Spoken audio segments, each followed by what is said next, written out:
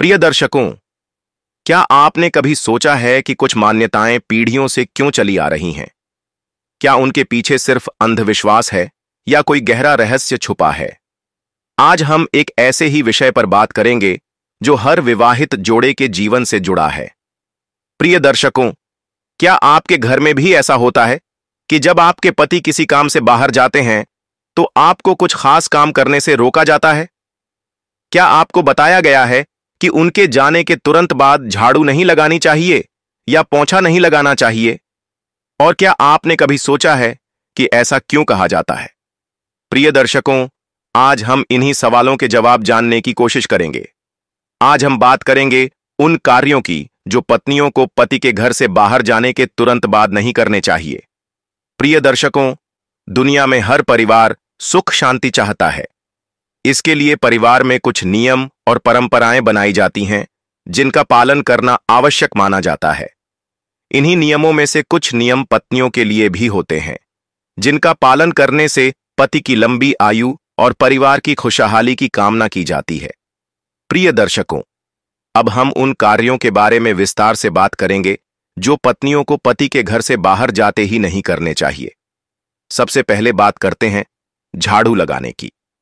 माना जाता है कि जब पति घर से बाहर जाते हैं, उनके जाने के तुरंत बाद झाड़ू नहीं लगानी चाहिए। ऐसा करने से लक्ष्मी जी नाराज हो जाती हैं। इसी तरह घर के किसी सदस्य के बाहर जाने के तुरंत बाद पोंछा लगाना भी बुरा माना जाता है। ऐसा करने से घर की बरकत कम हो जाती है। इसलिए घर के सदस्य के बाहर जाने के कुछ देर बाद ही पोंछा लगाना चाहिए।